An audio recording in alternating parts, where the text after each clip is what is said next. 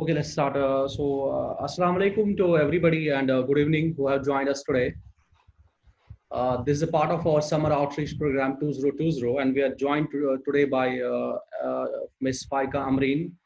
Faiqa is joining us live from California, and we'll be talking to Faiqa related to stuff related to aerospace engineering, and also we'll ask her about her journey and how people can approach her and things around that. So I will be moderating this session today. We had a different moderator. She's not feeling well, so I had to take it. I had to chip in. Thank you so much, Faiqa, for joining us today. It's indeed a matter of pleasure to have you on JK Scientists Outreach Program, and I also appreciate that it's around 5:30 in the morning in California, and you have been awake since long period of time waiting for us to start this program. Thank you so much for joining us, Faiqa. Thank you. Assalamu alaikum to everyone. Thank you so much, Khalid, for such a kind intro. So before I get started about myself, I would like to thank JK Scientists and actually congratulate JK Scientists for putting together this platform where we can help the upcoming students with the resources, with the experts, by giving them advice on their career possibilities and helping with all the resources especially from experts who are already ahead in the field. So it's a great help to the students back home. And I would like to thank you all, the organizing committee of JK Scientists, for putting together this virtual meet today and giving me a platform to share my experiences with the audience. And I would also like to thank everybody who has joined today to be a part of this conversation. So thank you very much. At the outset, I'd like to tell our participants that Faiqa is doing her Ph.D. in Aerospace Engineering with a joint program in computational mathematics as well. She's also working as a lead consultant engineer with a known company in US. So before we start, Faiqa, I would like to tell you to give us a brief introduction about you, a little bit of your schooling, and then how you went into this field. Sure. I come from Tarar Sharif in Kashmir. Those people who don't know where it is, it's a town in Budgam district. That's where I grew up. I did my initial schooling there from Sheikh Alam Islamic Model School. I studied there till my 7th standard. After that, I went to DPS, Srinagar, where I finished my schooling. Once I finished my schooling, I moved to Delhi. I went to Amity University to pursue my undergrad in Aerospace Engineering. After I completed that, I came to US in 2013 for doing masters at California State University, where I did masters in specializing in space engineering. And after that, I'm on another journey. I started doing my PhD in engineering and computational mathematics. So it's a dual program with 2 universities, California State University and Claremont Graduate University. So my PhD is actually part-time. I'm working full-time with an aerospace company called Safran. It's one of the top 3 aerospace companies in the world, manufacturing a lot of parts for aircrafts, and some of the major ones is aircraft engines. And since Safran is a French company, you would say almost 60% of the parts on the fighter jet Rafale come from Safran. So it's wonderful to be part of that organization and work for them. I have done different roles within the company. I started off as a manufacturing engineer, and then I was a design engineer. I worked on A350. And then I have moved to the next role. Currently, I'm working as a proposal engineer at Safran. Okay, I would also like to tell this to our audience that we are being joined live by a handful of them from Afghanistan and Iran as well. So JK Scientists has reached to Afghanistan and Iran in our outreach programs as well, and that's quite appreciative and interesting as well. So, Faika, I would just like to ask you. I mean, while we are back home, we usually take up those fields. Say, if you wanted to be an engineer, somebody would have preferred to take up something in civil engineering, or somebody would have taken up something in electrical engineering, or at the max, somebody would have taken computer science and engineering. So, what led you to go into aerospace engineering? And I mean, we have that at the back of mind, mostly with the people that look, if you go into aerospace engineering, maybe you won't be able to find a job in Kashmir. Absolutely, absolutely, Khalid. Those were the same kind of arguments or discussions I would have back then. Um, so back home, if we see how we grow up, the kind of relationship we have with our parents in regards of our life matters, for example, or the decisions of life we take, the relationship between children and parents is very intimate. Our parents, they are very they are protective. They're very protective of their children, which is great, right? But at the same point of time, we grow up in an environment where people have suggestions for us when it comes to career. So when we are growing up, we find ourselves in this chaotic situation where we have thoughts pouring in from everywhere. Okay, you should be a doctor, you should be an engineer. If you choose an engineering field, it should be civil engineering because that's the only way you will get a job. I don't blame the setup because somehow, obviously, we know that in Kashmir it's very difficult to have avenues. All of us know the reasons. So when people around you they try to help you, or they try to make you play very calculated, like be very don't take risks. So that's something even I had to deal with, right? Um, my family, they wanted me to become a doctor, but I did not have an inclination towards that, obviously. And then, okay, engineer, be a civil engineer because you will get a government job or something. Because obviously we don't have private sector that much in Kashmir, or it's very difficult given the situations. So I can relate to all these things, and I'm pretty sure all of us have or must have gone through these, and the current students, they must also be going through these situations. But there is something I would say. Actually, there are two things. One's your inclination towards something that really plays a big part in what you want to do in life, and then there is something I would say occurrence of an incident. I would say that helps you to ignite something in you. Like it acts as a spark and ignites that interest even further. There might have been situations where you met somebody and you had a conversation with them, and it helped you to form an idea. So for me, as I was growing up, even when I was a kid, I would like to take it a little bit back. I wanted to become a scientist. When people would ask me, what do you want to become? I would tell them I want to be a scientist. But obviously, at that point of time, I wouldn't clearly know what kind of a scientist. But as I started growing up, I went in my fourth standard, fifth standard. I was very much fascinated by planets, astrophysics. Um, and by that time also, I did not know that I want to do aerospace engineering. So as I mentioned, some incident or some happening somewhere in the world, it acts as a spark.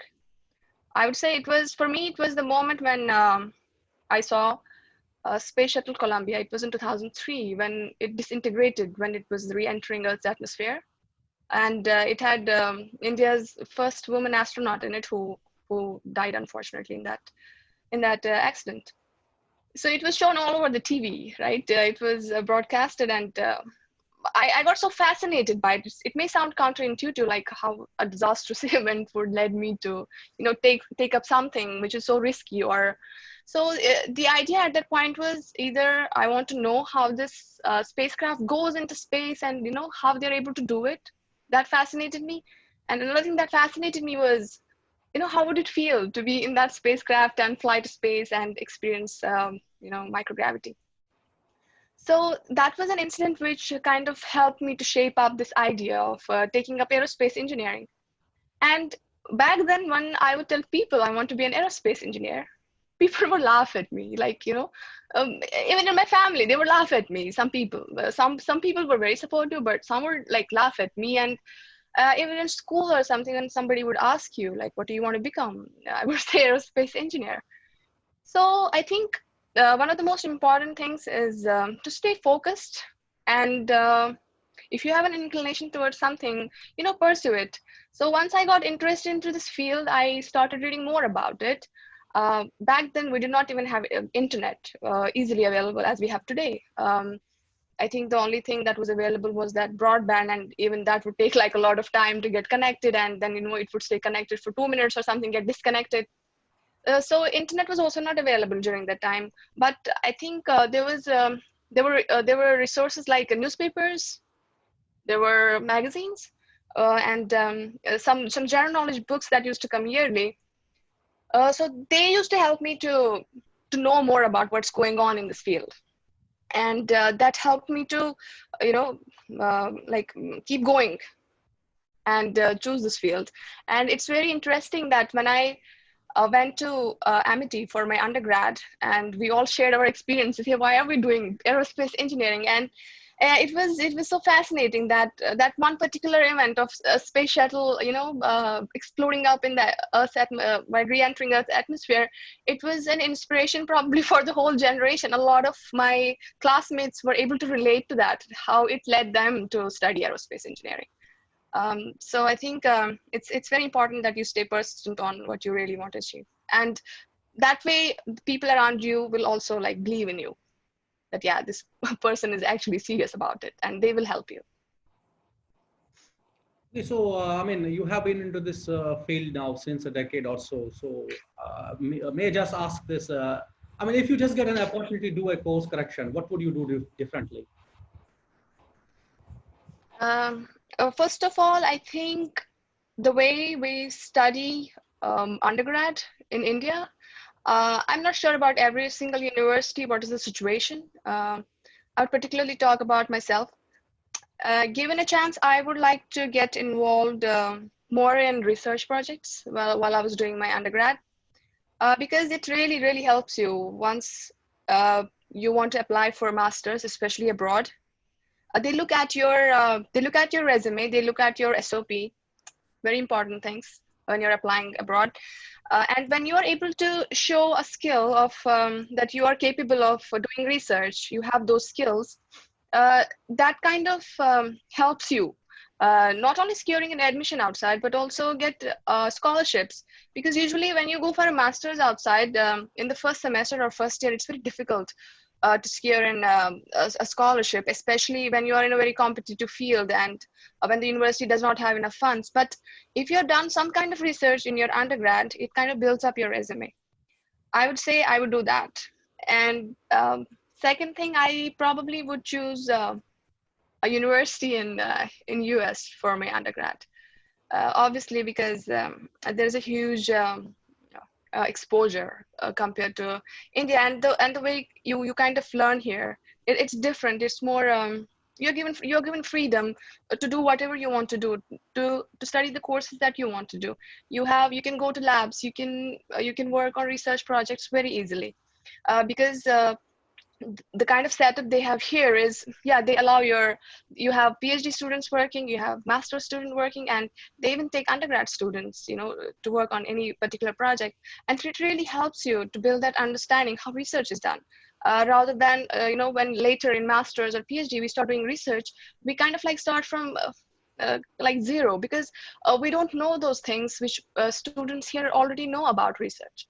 So those are the two things I would say, and I would probably even suggest students out there who are probably doing their undergrad, get involved in some kind of a research project, and just do things beyond your the curriculum that's given to you, because it really helps you to build up a personality which can be very appealing to a future your future employer, or your future university where you want to do your further studies. Yeah. I can also see that, I mean, apart from aerospace engineering, you are into this computational mathematics. So is it that these two fields are closely related, or you are fascinated with mathematics as well, and you want to do something in computational mathematics as well? Yes. So when I talk about aerospace engineering, let me give you a little background what I'm studying. My area of study is fluid dynamics. Or you could say when we talk about fluid dynamics in terms of plane, how fluid goes around a plane when it's flying, it becomes aerodynamics. So they are pretty much like kind of like interlinked. They're same field. If you study fluid dynamics, for example, you are dealing with partial differential equations all the time. So and partial differential equations, and which you cannot solve analytically. You have to solve them computationally. So when we do our simulations, I will get into my research part later.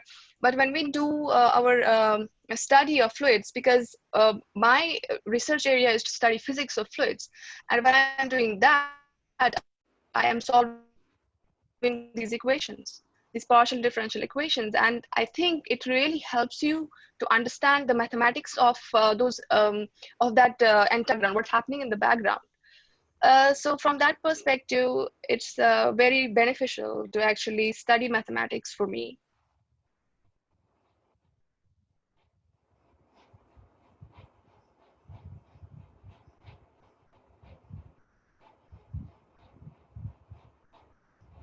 I don't know why we.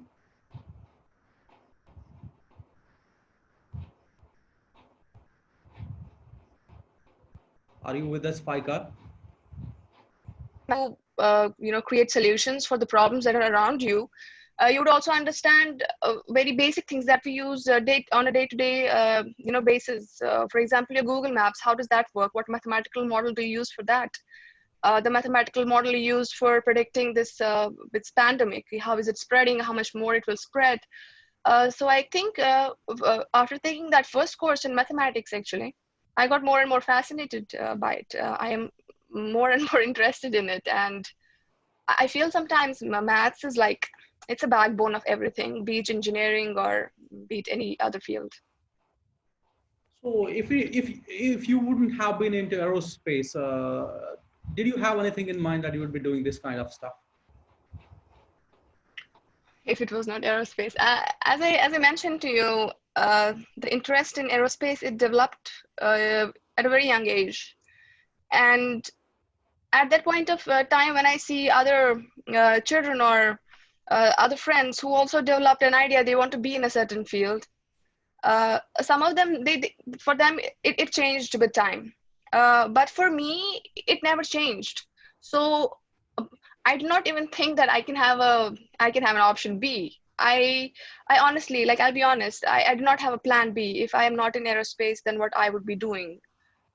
Maybe I would be doing mechanical engineering. Again, that is something like you already study in aerospace engineering. Mechanical engineering and aerospace engineering is almost like very similar, except for few subjects that you study in aerospace engineering.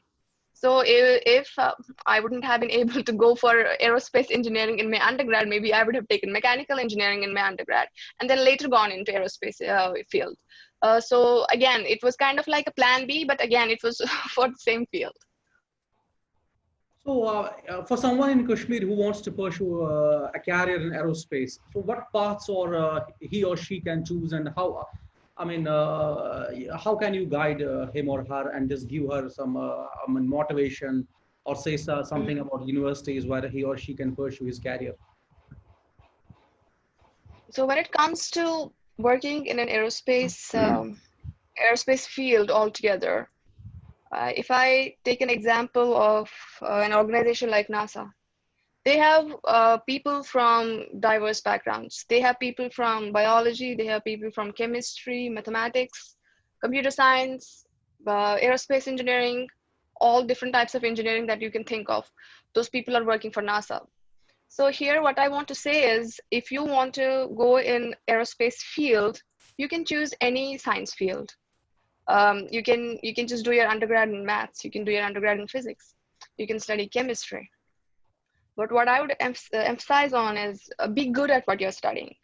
If you're studying one field, be like an expert in it, and that's what actually helps you to get into these organizations.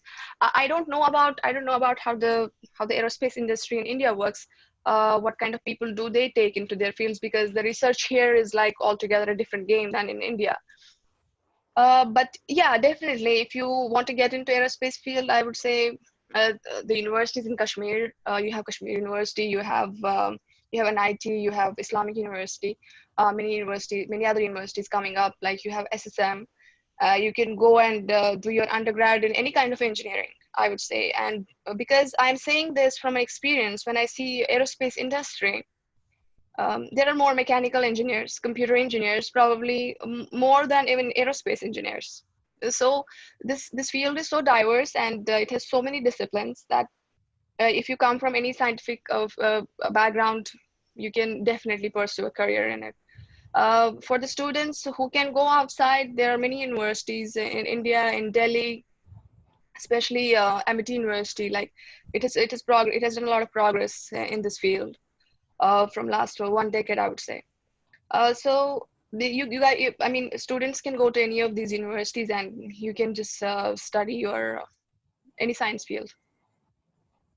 For specifically for some I mean for people having engineering backgrounds, or say for non-engineering students as well, if they want Mhm. to pursue their masters or if they want to pursue their undergrads in US, so what would be the first step that they should be taking? Any suggestions on how they can approach universities, or how they can approach supervisors, and how they can choose some certain fields, or specifically choose a university as well? All right. So when we talk about undergrad and when we talk about masters, so the process is a little different. If you want to come here for undergrad, I think the preparation has to start once you are in your 11th grade. Again, they look at your SOP, they look at your experiences, how you see world, how you see problems. Do you have skills to solve a problem? What kind of analytical skills do you have? Obviously, those will be tested in your the exams like SAT or GRE. But when you're writing your SOP, and imagine yourself in a situation where you're describing yourself. Just ask this question to yourself: how are you going to describe yourself, keeping aside your degrees or keeping aside your whatever you have achieved academically? Just think from that perspective and start building up your resume. That's what I would say. Which means there are many factors that play a role when you're applying for a university in US. I have interacted with students here in America who have studied in different universities for their undergrad, like Ivy League universities, Harvard, and those students who are from America itself. So I asked them, like, what's the main thing they look at your resume, and they were like, they will see if you were good in sports. Did you play any game in school? Like, were you a captain, or what kind of sports did you play? Were you a good player? And then they said your volunteering work, that also plays a big factor in your resume. What if you did any volunteering work? So it shows a person's overall capability. It tells the person who's reading your resume that yes, this person has something different from other people. So that plays a very important role for people who want to study undergrad. Get these two things in your resume. If not sports, I know everybody cannot play sports, but there are certain activities which you can get involved in beyond studies. So that's very important, I would say. When you're writing your SOP, you need to have a clear understanding of oh, like what do you want? As I already explained, like what's why do you really want to study in this university? Like what drives you towards it? So you need to have a very clear understanding of that. And for that, as I said, once you are able to identify your inclination towards a career, even when you're like 12 or 13, by that time, I believe everybody is aware enough to make certain decisions about their career or work towards it. So that's very important for undergrad applications. And there are so many universities you can apply to in US. Uh, and then it depends on which state do you want to go. So I would say kind of like shortlist certain universities which are able to offer those courses, or they're able to offer those research areas in which a person is interested. First of all, go and do some research and read about these universities, read about their professors.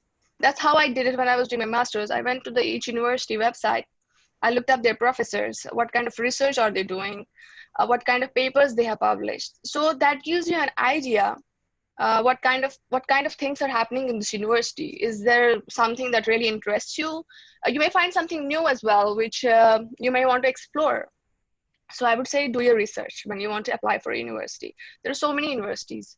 And yeah, it takes some time to understand, to build up that capability to know which universities do you want to apply to. That's very important. That's called like homework. Do your homework. For master's students, again, they have to do their GRE, which tests their analytical and the other capabilities. And then, as I already mentioned, even for myself, if I had to do some course correction, I would just get involved in a research project. That really, really helps to secure a position for masters with scholarship. Um, and again, for master's students as well, do your research, read about the professors, um, go to internet. You can find everything available there. If something interests you about a particular professor, and then starts the point when you can start communicating with those people. Now imagine you shortlisted 5 universities, you have read about their professors, you like their research. The next step is to write emails to them. Again, it comes down to another important factor, I believe, is your communication skills. Once you're studying in your schools, I would say, like, pay a huge amount of attention towards your communication skills. Try to improve them day by day, because if you have an idea in your head, it's very important you have effective communication skills to put them forward so that you are able to sell your ideas to people. Otherwise, people are not going to listen to you. Similarly with emails, I think JK Science is having they have some sessions as well where they're helping students to improve their communication skills, whether it's written communication skills or all these come under soft skills. I believe there was a session on that. That's very important. When you're writing an email, it should be, first of all, it should not be like a long essay. No, they're not going to read it. It has to be very precise. There has to be something very catching for the person. When they read it, they reply back to you. So improve your communication skills, take help of those people who are already in the field or who have already gone through that process, who have been able to secure answers from people. I would say contact them, or contact your teachers, probably in school or in college. You have communication skills even in undergrad when you're studying, even if it's engineering or any kind of field. I would say take their help, how to approach a professor, how to be effective in communicating. um, So, so I think those are the most important factors if can you you really just want take to. can you just take us through your journey in 5 minutes? Say, for example, you complete your undergrad in India, and Mhm. probably you might have had to appear in IELTS, or you might have to had GRE on. Then you approach the university. Just take us briefly through your journey in 5 minutes, so that let me say that I'm where you stood, say 4 years back. I want to do something stuff similar to you. So just take us through Mhm. your journey in 5 minutes. So I think it starts from school. So I I think, finished my I mean, high school. okay, okay. After If you school. feel like if you feel like you want to emphasize from high school only, please do. Mhm. Yeah, because when you're in your 11th or 12th grade, I'm emphasizing on it because I have seen students in Kashmir who are in their 12th standard. They don't know what they want to do, and they waste another year or two on that. Uh, in order to help students to not waste their time, or it's fine to, if you want to take a year off, try to No, develop an it's idea. completely okay for us. The Yeah, way you're comfortable and the way you feel that will be more benefiting to the people. I mean, that's okay for us. yeah. So for students in high school, I think it's the research starts from there. When you're in your 11th standard, now you know at least what kind of field are you going into. Start looking into universities that you want to go to for your undergrad. So for me, it started when I was in 12th. Uh, I did not have many options because many universities were not offering aerospace engineering at that point of time, especially nothing was in Kashmir. So my next option was even NITs were not offering aerospace engineering at that time. I said, like, even if I give IEEE, I might not be able to get into this field. So my available option was Amity University. So I applied to Amity University, And there was an interview, there was a written test. I had to qualify them. I got selected. Once I was in my fourth year of my undergrad, then started the next. What next? So next was to prepare for master's. So I started identifying universities where I could go. And I identified some universities in Europe where I applied. And then I identified some universities in US where I applied. For all of them, one of the requirements was your English test that can be TOEFL or IELTS. And when I looked at the requirements of those universities, I did IELTS because it was going to be accepted even in Europe or in the universities in US where I was applying. I know all universities don't accept IELTS, but the universities I was applying to, they were all accepting IELTS, so I just gave IELTS. That means, And I besides just want to that, interrupt you. I'm I sorry. had, I just want to interrupt you. yeah. I mean, that means, Willis, you are preparing for all these things. I mean, you need to know that, for example, I'm applying to University A, it takes IELTS into account. Mhm. I'm applying to University B, it does not take IELTS into account, right? Yeah, that can happen. That's what I'm saying. So you have to do both if you are applying to, because you just don't apply to one university. It's never possible. At least have 5 universities in your mind where you're applying for your master's or your undergrad, so that you get accepted somewhere. It's very important to have options. So I did IELTS. All the universities were accepting IELTS, and I had to do GRE. GRE was very important for US, as some of the universities in Europe, they don't need GRE. You can have IELTS and you can have your undergrad transcripts or whatever. So yeah, that was the journey to qualify all these exams. And actually, it all happens while you're studying in the university, where you're studying in high school. You need to take out some time to figure out and think what you want to do and where do you want to apply and prepare accordingly.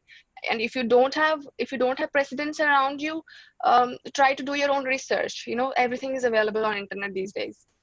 So I would say that's the path a person can choose in order to Okay, study outside.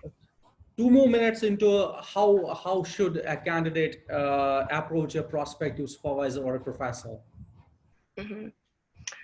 I mean, what things As I should we said, keep in mind? I mean, say I'm approaching a professor. I mean, it shouldn't backfire on me that I'm writing to him something which he doesn't take into. I mean, it backfires on me. Some things related to that. That how what or I should put it this way, that what should I as a candidate keep in mind while I approach a prospective supervisor?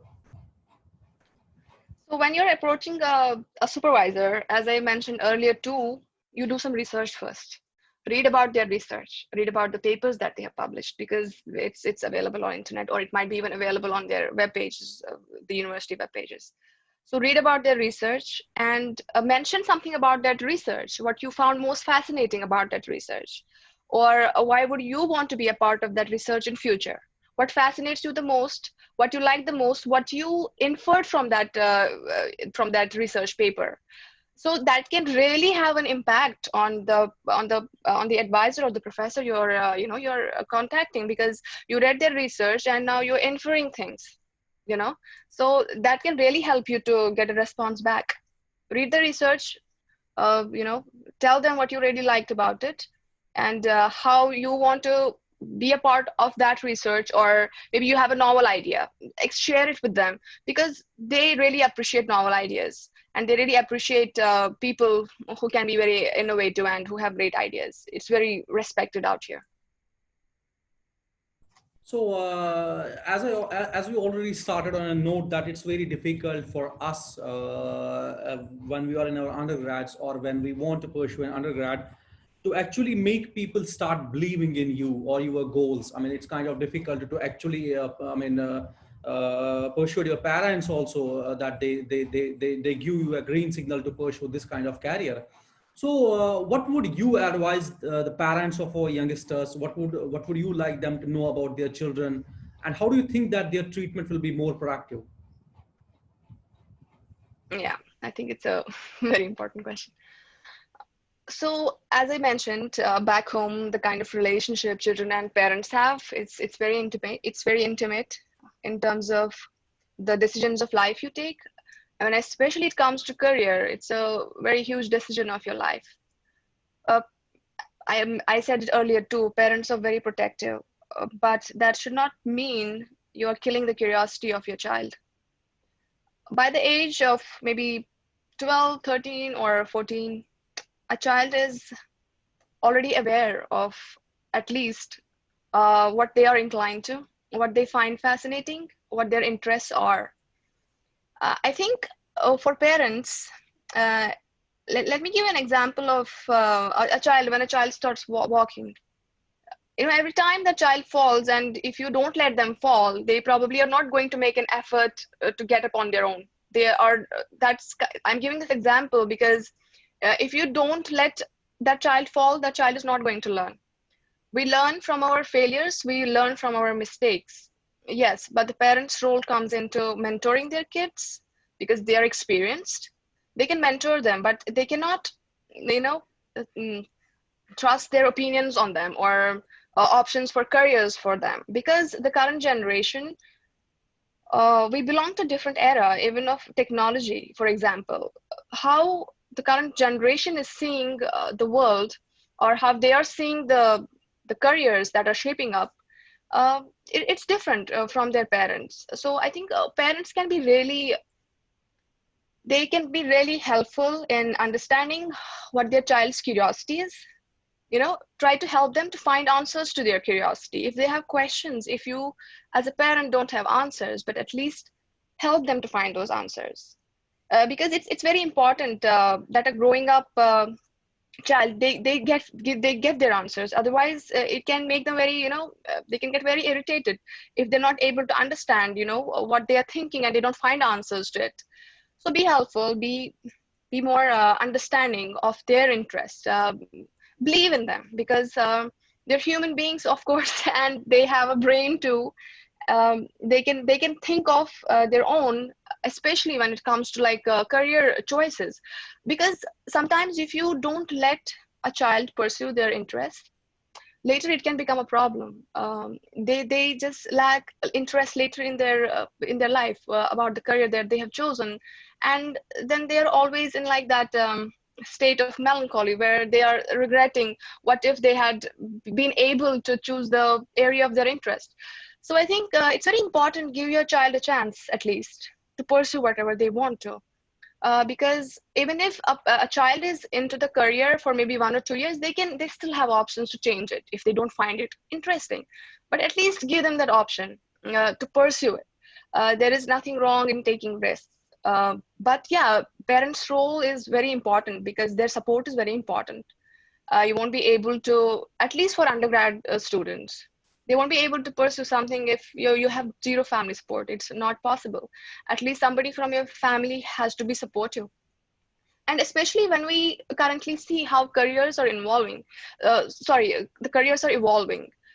The careers which are very fascinating back home, still fascinating in terms of like, okay, you have a job security, or you will be able to earn money in this field.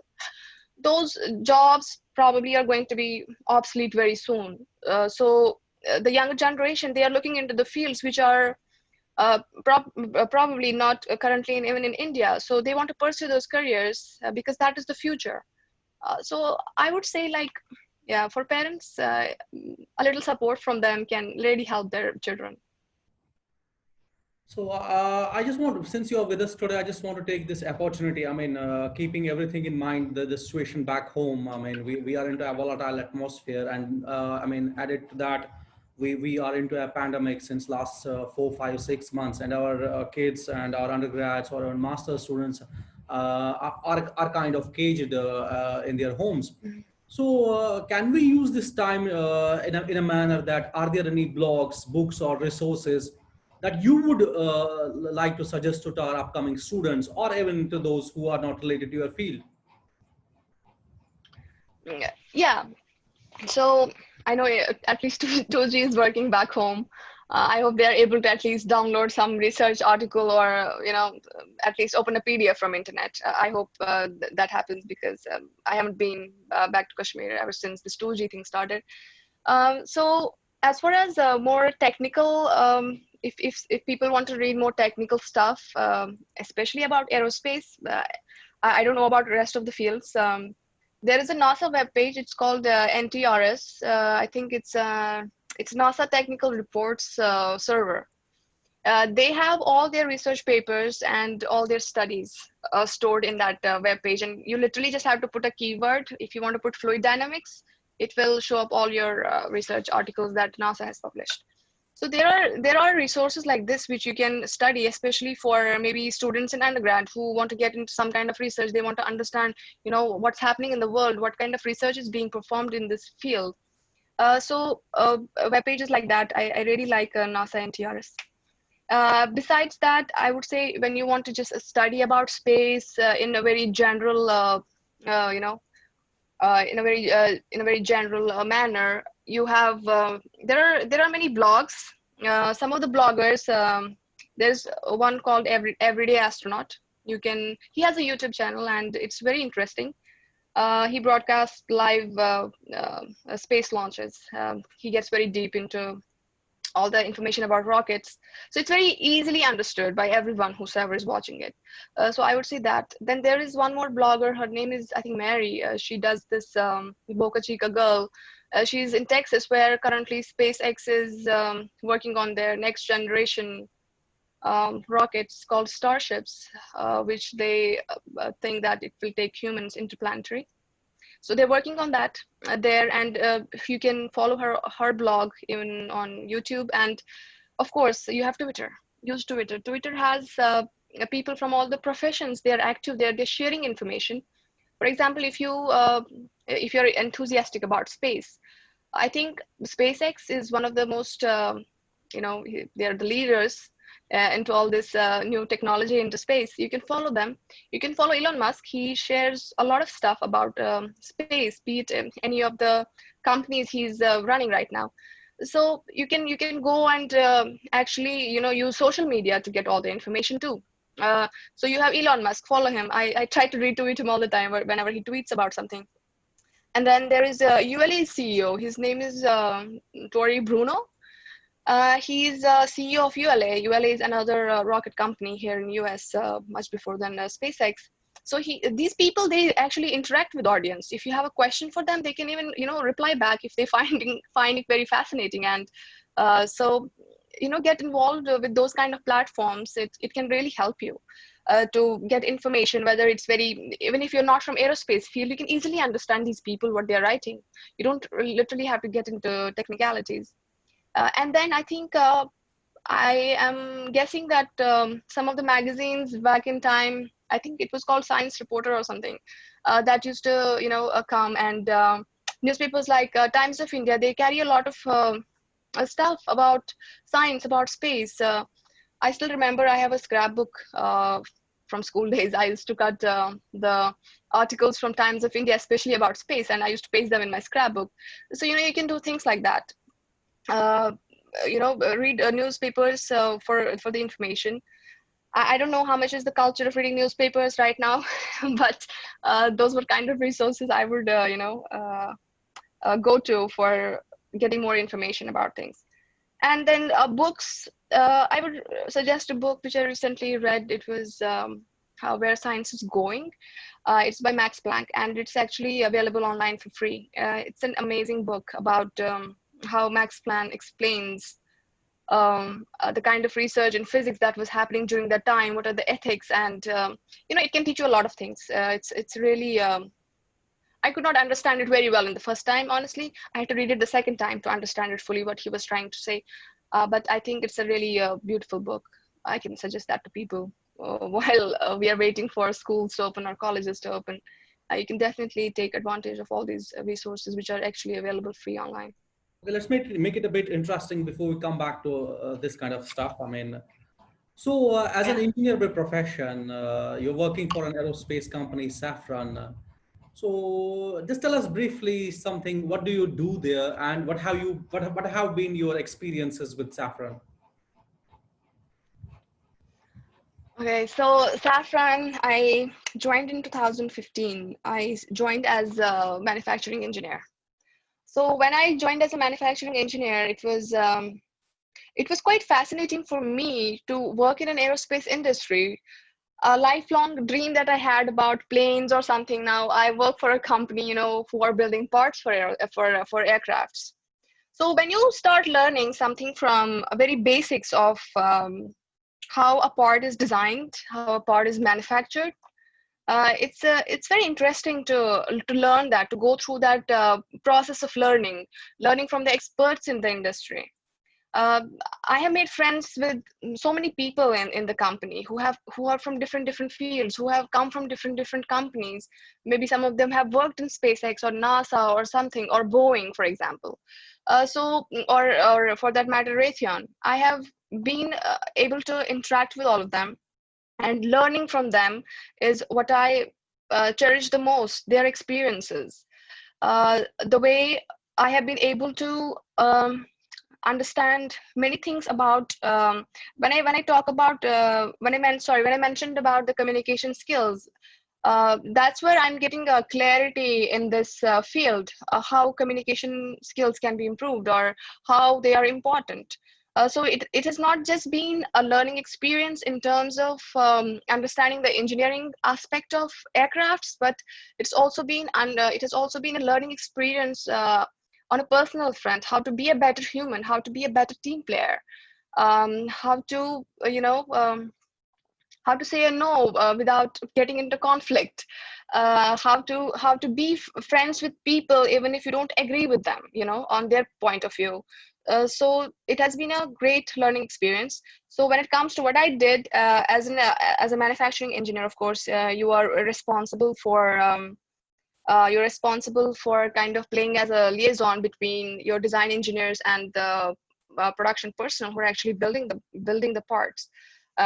You help or you facilitate the processes in which they can manufacture a certain part in less time, more efficiently.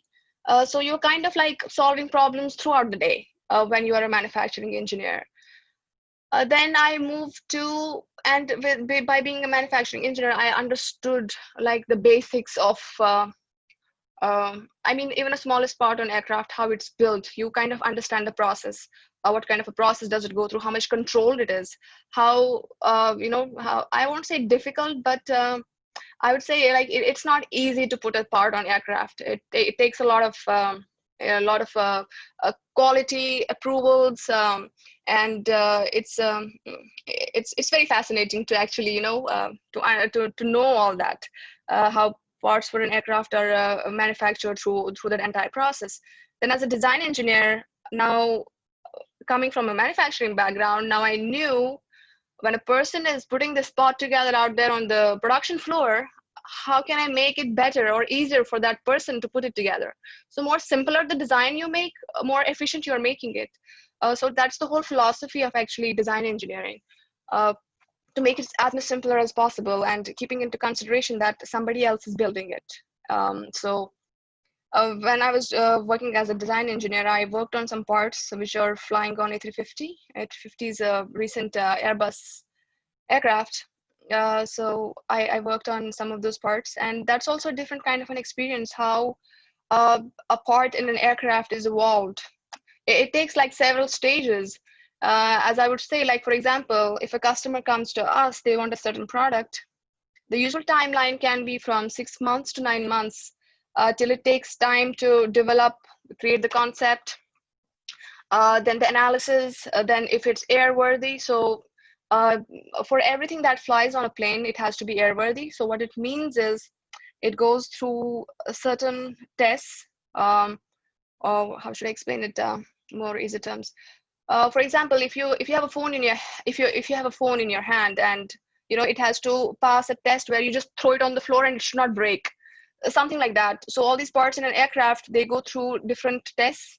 They go through dynamic tests, static tests, where loads are applied to them, so that they are at least they are airworthy to fly on an aircraft at least for 15 years. So that makes that's a very what I would say is, from that perspective, when you're designing a part, you have to keep all those things into consideration. You are working in a team. You are not working alone. You are taking input from your stress engineers. You're taking input from environmental engineers. You're taking input from your reliability engineers. You're taking input from chemical engineers, for example, when you're selecting the material or anything.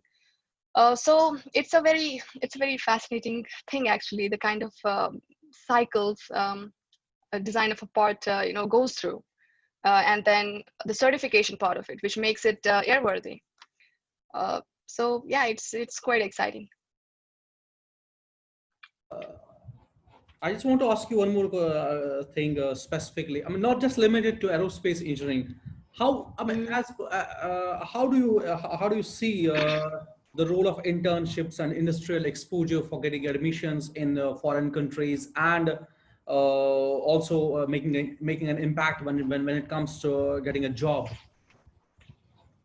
Yeah, that's a very important question too. So when we are, let me talk from an experience when I was interning here, or when I started working here.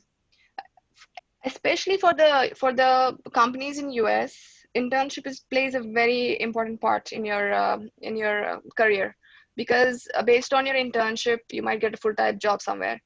So what they see is, like, when you're in college, and every student here in their undergrad, they would have at least done 5 6 internships, and it's so easy for them to get into a full-time job once they are done with their undergrad.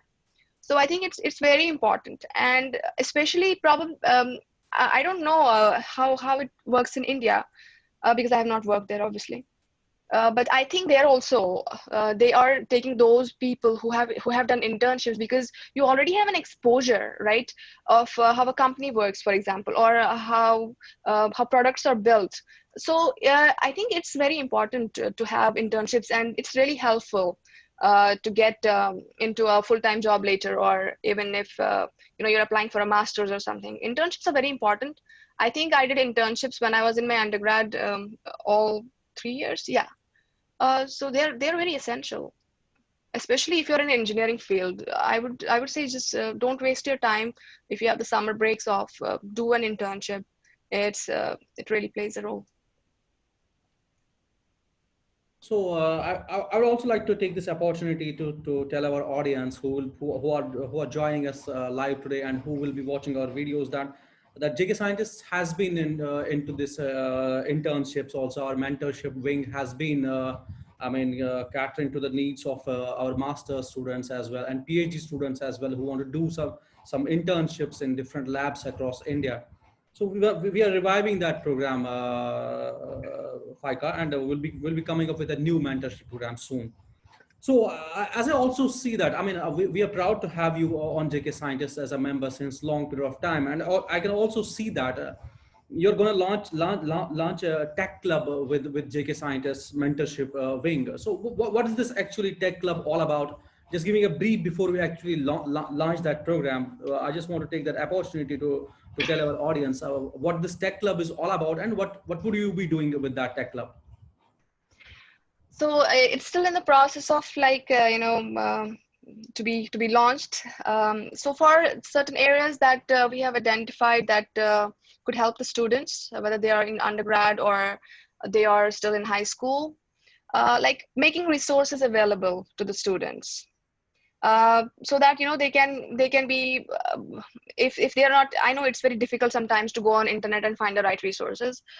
So that will be one of the key points for the club, for the people who will obviously be leads of the different engineering disciplines. They will help students to find the right resources, or the kind of resources that are available to us. For example, your university resources, you can easily make them available to anyone. The resources to which you have access, obviously based on if the university is okay to sharing them. Uh, so you can do that. Sometimes you have access to softwares, from your university. You can help your students back home who don't have access to those softwares, if they want to use them. So making available resources from that perspective as well. And there are a couple other things that we were thinking on. Doing projects, as I was explaining to you earlier, too. Research projects, or they look amazing on your resume, especially when you're applying for masters. So I was thinking of, like, a collaborative projects between the mentors of different engineering disciplines, with students back home. They can do a small project, research project, where they're collaborating. So that will help them, and that will expose them to this environment of research or collaboration. What does it mean to work in a team? Research ethics. So they can be the focus of that in that particular area. And then we were even thinking of creating this web page with a blog where we have students or volunteers from Kashmir writing about new technologies. What are they fascinated about? What's happening new in the world of, for example, machine learning, artificial intelligence, nanomaterials, quantum computing. Make these new fields, which are the upcoming fields, I would say, make them aware of those fields, and maybe it will help them to develop an interest in these upcoming fields, and they can start like reading about them, they can start building insights about them. So that's one another area where we can help students back home if they want to choose those fields. So yeah, so this is still in the process of like giving it a final shape before we officially launch it. But I am taking this opportunity actually to reach out to all the engineers out there from Kashmir who, we are in every part of the world, to come forward and, let us know if you are willing to be a part of this club in terms of helping students or volunteering for any of these ideas that we are trying to put forward, or if they have more any other ideas that we can include in this club. So it will be a continuous evolving club. Of course, we will keep adding more and more stuff to it, but those are the couple of basic ideas that we want to start it on. Also, there was an idea of maybe creating a podcast where we are talking about certain engineering field, science field, how is it progressing, where we can have people talking more in detail about their research. So that's another idea too, what this club seems to be doing in near future. I hope we'll be ready with soon. I mean, our mentorship program, our mentorship team has been, doing a lot of work recently to revive this program, and I'm sure that we'll Mhm. be coming up with this the nitty gritties of tech clubs and other clubs very soon. So I have taken some of the questions from the audience also, and we have one question which is very important. This is from Dr. Zahida Kamri, that being a female, do you think our society in Kashmir hampers education and approach differently? I mean, she says that I have not experienced it myself, but I have come across different stories. So if it might be, so what are your suggestions to these girls, how they can change the narrative, or if there is at all this kind of stuff in our society? Yeah, I think I have kind of not experienced to that grave level, but at a personal level too, I have been told that you are a girl, you should not be doing aerospace engineering, or you're a girl, you should not go alone outside. So those kind of inhibitions are there definitely in our society, especially because I think even your brothers or your parents, they feel very protective of the girls in their homes, whether they are their sisters, daughters. It's understood, but they think of the safety of the girl. I think their perspective is understood, but at the same point of time, we have to understand that if we talk about safety, then people are not safe anywhere in the world. Anything can happen to anyone at any point of time. So try not to be too scared of what's going to happen to this person if they go outside of home. Second thing, I think some kind of trust you have in your child. Show that trust, build that trust with the girl child. Try to understand what their interests are, what dreams do they have. As I mentioned earlier too, don't kill your child's curiosity, and this child can be a boy or a girl. Feed to that, and don't stop them from pursuing their goals or their dreams. Give them a chance. That's what I would say. Give them a chance to do something, and if they are not successful, then like maybe they will choose the second option that you were suggesting them to. So give them a chance.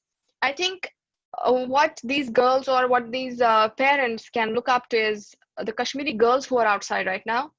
We have so many Kashmiri girls who are in different fields. They are working in quantum computing, they are working in medicine, they are working like just name any field. Kashmiri girls are all around the world. So I think as JK scientists, it's incumbent on us to bring these stories out of the women. For example, Dr. Zaida, you know. So we need to bring all these people. Or there are many Kurdish scientists in the obviously in the organization, who need to come more out in terms of like putting yourself out. Even if we are not having a session of like where a person is talking, even if it's like a clip of like 2 minutes, hey, this Kashmiri girl, she's working in this field, she's working in nanotechnology, she's in this university, and give their success stories. And it can help build trust, it can help build confidence in those girls, that they can also come out. It can give confidence to their parents as well. Yeah, see, Kashmiri girls are all over the world, and they are doing things, so our child is also probably capable of doing that. I think that's one of the initiatives that JK scientists should take up. And all the women scientists, all the women engineers in any field, they should come more forward and be a voice for everybody back home, voice of all the Kashmiri girls, and help build the narrative that it's okay to let women go out, let girls go out and pursue their dreams. There's one question from Insha Mehraj. I mean, although we have taken it up, but I think it's a very important question. A quick answer to her, that what skills we must work on to build our resume in general to apply for universities in abroad, not just limited to field of aerospaces. It might be say biotechnology, it might be say mathematics, it might be say physics. Yeah. Skills, when it comes to technical skills, show research. Research is very important if you can. That's why we are trying to launch this club with some collaborative projects that will give the children or the kids back home a platform to do at least that. So research, very important. If you can do that, do it. The next will be if you can show some volunteering work. That really helps too. That's a skill where, you are at the forefront of giving back to the society. That's like really, really respected here. A person is like so giving, and then you can do charity, because I would say all the companies here in US, they have some kind of a charity program, and they really appreciate it. People taking out time from their schedules and going and participating in those events. So do some kind of volunteering work, and then I would say any other kind of activity beyond that, which is outside your curriculum, that really helps to build your resume as well. And soft skills, they're very important. Focus on your communication skills, any language, whether it's Kashmiri, Urdu, or English. You should be able to put forward your idea very clearly, very effectively, so that people can listen to you.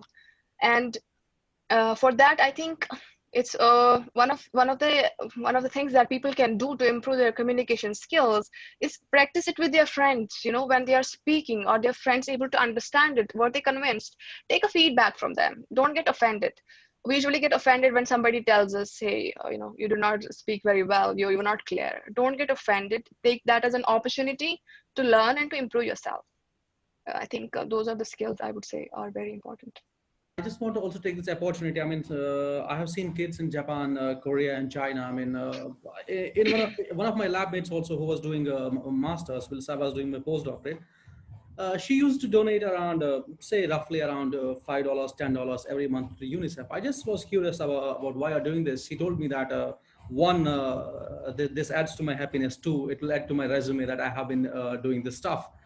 And I have also seen kids in South Korea. They volunteer. I mean, either they do some work for the government. I mean, they go to different embassies around the world and volunteer for the government organizations, or they will do for private organizations, as you have rightly put it, that it adds up to your resume. So we have one more important Absolutely. question, but I think we won't be able to take that up here. It's from Usama Khan about manuscript writing, about the decision-making process. So we have a session coming up with Algebra Sciences. We'll take that we'll take that kind of stuff in next session. I'm sorry for that. So Faiqa, we are running out of time. I would just like to ask you one important question. I mean, since you are already with us at JK Scientists, so but still I would like to ask you. So briefly, how do you think that JK Scientists can be used to its fullest, so that we can make imprints in the student fraternity back home? Yeah, I think some of the factors that I think it can become more effective, I already mentioned in terms of the idea that I have for the tech club, how we can make it more efficient by kind of tapping the resources. Because if I think JK Science is a huge group. How many people are there? Like maybe 10,000 or more than that. And people are so established in their careers. Rightly, we are more than 10,000 non-JK scientists right now. Yeah, exactly. So, I mean, look at that number. I'm pretty sure we have some experts who have been in their fields like for 10 years, 20 years, right? If they can come forward and, kind of donate their time in leading these research projects, whether it's science or it's arts or any subject, any field for that matter. Maybe they can just donate a couple of hours during their week towards leading these projects, giving these students a kind of an opportunity to participate in research. Or I'm not sure if JK Science had already done that before, but that is somewhere I think we can still improve on that. We can get more and more people to volunteer or to mentor students back home. Um, and then the second thing, what I was just mentioning when I was responding back to Dr. Zahida's question, I think for women mostly, it's very important that we come out more with our success stories. We make them available. Maybe our marketing team or that team is already working on it, how Kashmiri students or Kashmiri girls are, performing great in their fields. They are In successful. fact, That can really help change the Dr. Zahida narrative. is That heading the that's communication somewhere we chair. lack. I'm saying Dr. Zahida is heading the communication chair. Maybe she might be seeing us. Obviously, she is with us today. So she might take Yes. note of this, that we need to come up with certain plans as well. I mean, we Mhm. try to grow with every passing day. Yeah. There are many. I have seen like in JK Scientist, there are many girls who are like doing great in their fields, but maybe something is stopping them to come forward, or if there are certain reasons they don't want to come forward, that's okay. But then we can, put it out there. Hey, if you are successful, can we share your success story with our folks back home? I think that will really help to change a narrative, change that mindset, especially in the parents to send their girls out. I think that can be one of the greatest achievements for JK Scientists if we are able to successfully launch that. Thank you so much, Faiqa, for being with us. It has indeed been a privilege listening to you. And we also hope that you will come up with Tech Club, a mentorship program. Mentorship guys will come up and you will collaborate together and come up with a Tech Club soon. So I would like to take this opportunity to thank all our participants for being with us today. Specifically, I want to appreciate and thank a few of our students who have joined us from Afghanistan and Iran as well today. So I would also like to thank JK Scientists for organizing this talk today. Specifically, I want to thank outreach team Asif, Dr. Zahur, Saima Beg, and Dr. Jamil for this wonderful things on Outreach 2020. Thank you so much, Faiqa, for being with us today. Thank you so much once again. Thank you so much, Khalid. This was really wonderful to speak to you and share my Uh, thoughts. And thank you, I'm everyone sorry, whosoever joined. Thank you for your time. I'm sorry, I just want to interrupt you again. I just forgot that. Okay, how can someone back home approach you? They can write to us at Okay. kashmiriscientists@gmail.com, or if specifically they want to write to you, please, if you are Yeah, comfortable with that. they can email me. My email is very simple. It's my first name dot last name 05@gmail.com. So that will be the best method of communicating with me, or you can even communicate with me on Twitter. So these two platforms are the ones where I can interact more easily with everybody, and I'll be happy to help whosoever or want to contact about anything they have. Thank you so much, Faika, for joining us. Thank you. So I hope you can Thank you enjoy so your much. class now. Thank you so much. Yeah, thank you. Bye. Yeah, guys, have a good night. Thank you so much.